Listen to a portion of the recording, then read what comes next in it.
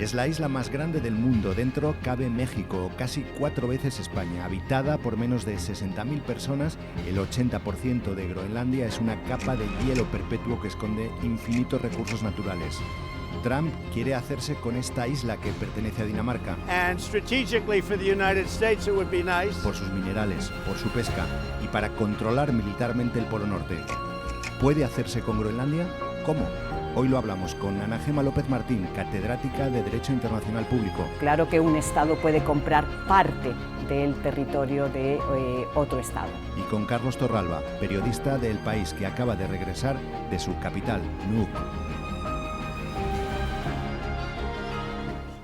Tú llegaste, claro, a la capital, ¿no? Sí, a Nuuk. ¿Cómo es Nuuk? Bueno, pues al llegar al aeropuerto, lo primero que me sorprendió es que es un aeropuerto muy moderno, se estrenó el año pasado. Hay muchos vuelos, hay unos 20 al día, pero casi todos son a destinos dentro de la isla. Únicamente se puede llegar desde Islandia y desde Dinamarca, y ni siquiera hay vuelos diarios. Estados Unidos va a inaugurar en breve una ruta desde Nueva York, con lo cual va a facilitar mucho las posibilidades de llegar desde el continente americano, ya no tendrán que ir adrede a Europa para llegar hasta allí. Y bueno, el aeropuerto, otra de las cosas que me sorprendió es que como recibe tan pocos vuelos internacionales, pasan un control de perros que detectan droga a todos los vuelos que aterrizan desde fuera, con lo cual son tan pocos que pueden mantener un control mayor que en otros destinos. Es una ciudad muy grande y de hecho la gente de los pueblos pequeños cuando llega a Nuuk siente que está en una ciudad muy grande. ¿Porque cuánta gente vive en Nuuk? Pues viven menos de 20.000. Un tercio de la isla, más o menos. En la isla viven unos 56.000, pues alrededor de un tercio. ¿Y esa comunicación entre los distintos puntos de la isla? No hay ni una carretera, mucho menos conexiones ferroviarias. Las únicas maneras de ir de un pueblo a otro, de cualquier asentamiento a Nuuk, básicamente es el vuelo. Hay muchas conexiones internas, lo que comentaba en el aeropuerto, y ahora, justamente en esta temporada del año, se empiezan a abrir las comunicaciones marítimas. Sí que hay un ferry que recorre la costa y que puedes utilizar para viajar de norte a sur o de sur a norte. O sea, estamos hablando de unos 2.400 kilómetros, que sería lo que hay entre Madrid y Oslo, prácticamente. Comercialmente, ¿cómo se organiza esa ciudad? Nosotros estamos acostumbrados, tenemos servicios de comida a domicilio, de compras por internet de distinto tipo. ¿En un sitio como Groenlandia todo eso funciona igual? En la capital diría que sí que tienes centro comercial, tienes sitios de comida rápida, los viernes y los sábados cierran bastante tarde, puedes encontrar comida a las 2 o a las 3 de la mañana, entre semana ya es bastante más complicado, los supermercados también cierran tarde, pero es algo completamente distinto en el resto de la isla.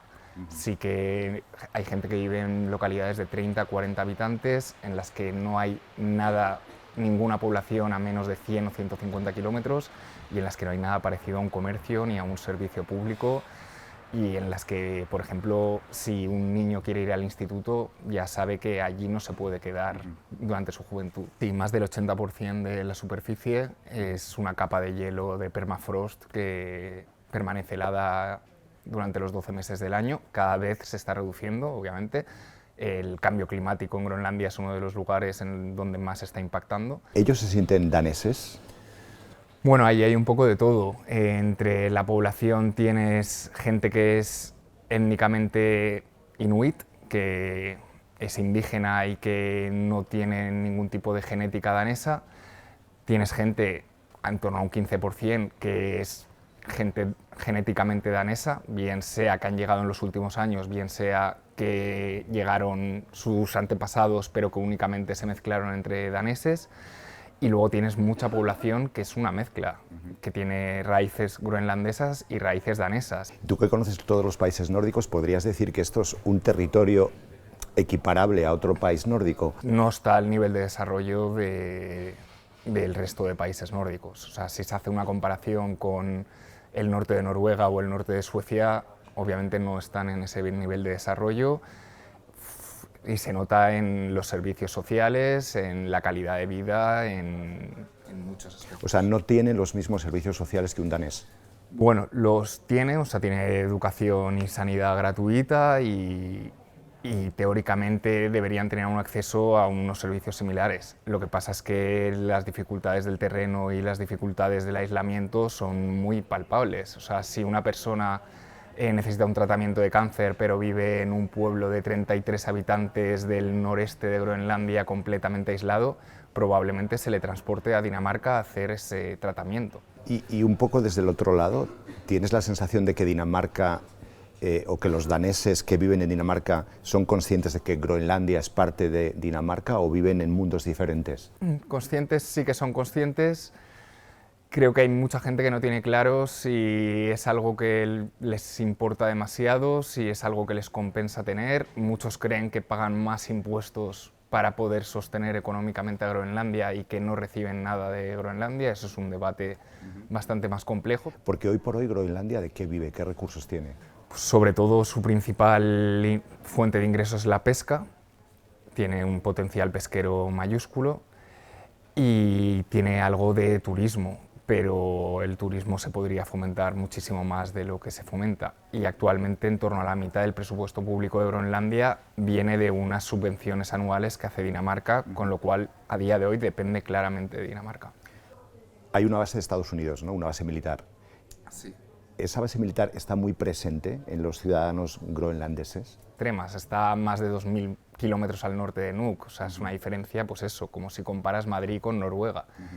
Y diría que para el ciudadano groenlandés medio no nota nada por tener esa base allí. Para Estados Unidos sí que es una base fundamental, una de las más importantes que tiene fuera del territorio estadounidense. ¿Por qué es tan importante?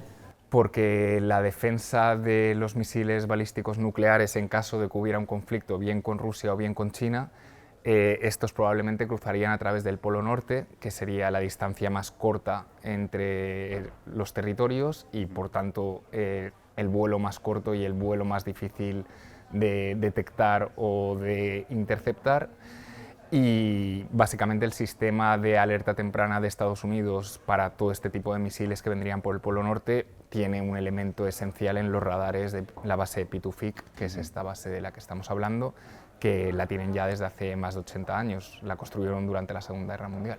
¿Cómo les sienta en Groenlandia todo este debate de que Estados Unidos quiera comprar la isla?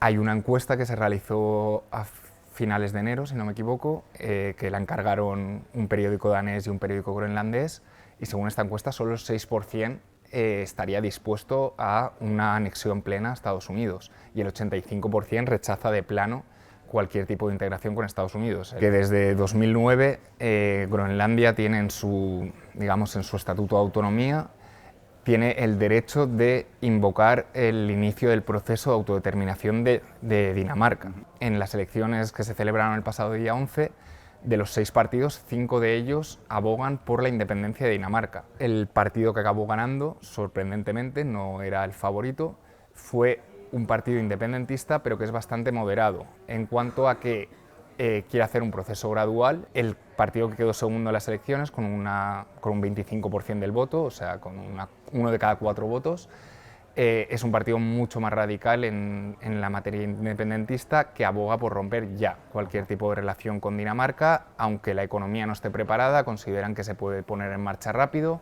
y estos defienden la posibilidad de llegar a acuerdos económicos con Estados Unidos para facilitar la explotación de los recursos y para poner en marcha la economía.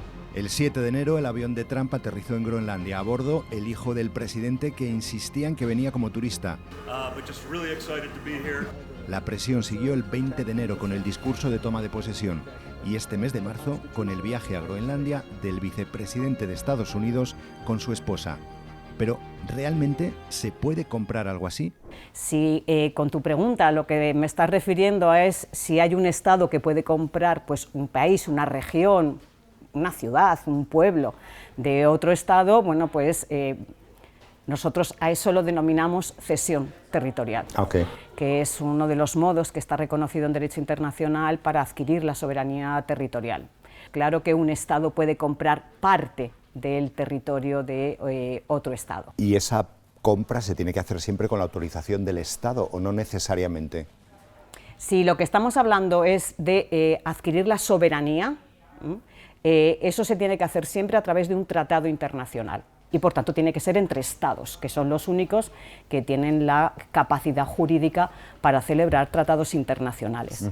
En el caso de Groenlandia, entonces, tendría que haber primero, o bien Dinamarca accede a esa cesión, o bien Groenlandia es independiente y decide por sí sola. En el caso de Dinamarca tenemos un precedente de cómo se hizo con las Islas Vírgenes occidentales, San John, San Croix y San Tomás, que cedió Dinamarca también a Estados Unidos a través de un tratado. Lo que hizo Dinamarca en este sentido fue un referéndum consultando la posibilidad de esta cesión a la población y luego aprobar una ley por la cual se autorizaba a que el Parlamento diera autorización al gobierno a hacer el tratado de cesión. 25 millones de dólares fue hubo un precio y 25 millones de dólares fue lo que pagó Estados Unidos. Además, curiosamente, en el tratado de 1916 Estados Unidos reconoce la soberanía de Dinamarca sobre Groenlandia. Dinamarca tendría que hacer la consulta directamente a Groenlandia en este sentido, si autoriza esa cesión. ¿Cuál sería la otra vía? Pues declarar la independencia de Groenlandia. Una vez que Groenlandia se declara independiente, pues como Estado independiente, el futuro ya solo dependería de Groenlandia. En el caso de que hubiese un acuerdo para esa cesión, ¿la Unión Europea tendría algo que decir? No. Lo que es una cuestión de territorio es exclusivo de los Estados. Base al principio de soberanía territorial, que es el primer principio que está establecido en la Carta de Naciones Unidas, en el artículo 2.1, y además sobre todo lo que se cimenta el derecho internacional, la soberanía territorial de los Estados. Solamente los Estados pueden decidir acerca de su territorio. Las organizaciones internacionales no pueden decidir nada. Partiendo además que Groenlandia no forma parte de la Unión Europea y pasa a ser formando parte de una figura que son los PTU, los países de territorios de ultramar, que tienen acuerdos de asociación, sobre todo de asociación comercial con la Unión Europea, es decir, no rige el derecho de la Unión Europea en Groenlandia. Pero curiosamente, sí que hay una cosa de la cual se está hablando. En el Tratado de la Unión Europea tenemos el artículo 42, que establece el sistema de seguridad común, y el párrafo 7 del artículo 42 establece la obligación que tienen todos los Estados miembros de protegerse y de ayudarse en caso de que uno de ellos reciba un ataque militar en su territorio, independientemente de que ese territorio esté no dentro de la Unión Europea. Ha dicho que clarísimamente Groenlandia es territorio de Dinamarca. Si sufre un ataque militar, Dinamarca puede solicitar al resto de Estados miembros de la Unión Europea ayuda para repeler ese ataque. Como en su momento ya activó, que hasta ahora el que ha activado el 42.7 ha sido Francia. ¿Esa ayuda tendría que venir vía OTAN? No. No. No. Que dejaría fuera a Estados Unidos, que en este supuesto sería como el adversario al que habría bueno, que... es lo que se dice, ¿no? O sea, claro, que cómo vas a activar el artículo 5 de la OTAN cuando es un miembro. Claro. La verdad que eso nunca ha sucedido, ¿no? Claro. Las veces que se ha activado el artículo 5. Ana Gemma, pero en el año 2025 es creíble pensar que una cesión de un Estado o un canje de un territorio se puede hacer a cambio de dinero. Parecería que no hay dinero posible para comprar una cosa así. Lo cierto es que poder se puede, y la práctica nos demuestra en este sentido que se puede. Pero si me hablas de ejemplos muy recientes, tenemos dos ejemplos recientes ya en siglo XXI. En el año 2011 nos encontramos que Tayikistán le cedió a China en la zona fronteriza del monte de Jadir 2.000 hectáreas, a cambio de que le condonara parte de la deuda. Y en el 2016 se llegó al acuerdo entre Egipto y Arabia Saudí para que le cediera dos islas del Mar Rojo, las islas de Tirán y de Saumir, aparentemente sin ninguna contraprestación económica, pero en el tratado consta, bueno, pues un compromiso por parte de Arabia Saudí de concederle varios miles de millones de ayuda a Egipto, que económicamente pues en aquel momento no estaba en una situación muy ventajosa. Y cuando vemos que China está comprando cantidades ingentes de tierra en países africanos, ¿esto también es una manera de comprar países? China está en una clarísima orientación comercial. China quiere ser el monopolio del comercio y toda su política está fundamentalmente orientada a ello. China ha comprado territorios fundamentalmente agrícolas, no solo en África, en Zambia, en Zimbabue, sino que también lo ha comprado en Argentina. El año pasado ha comprado 800.000 hectáreas, ha comprado en Brasil, ha comprado en Colombia, ha comprado en Perú. En el 2013 ha comprado en Ucrania también una gran parte de terreno, todo terreno agrícola para la producción de arroz y de otra serie de materias primas para ser el principal en este sentido proveedor, en este sentido económico. Fíjate hasta qué punto tiene esa expansión que el Departamento de Estados Unidos de Agrícola ha determinado que en el año 2022-2023 ha habido 11 empresas chinas de capital gubernamental, es decir, no capital privado, que han comprado distintos terrenos. Hay más de 1.000 millones de kilómetros cuadrados que han sido comprados por empresas chinas en Estados Unidos.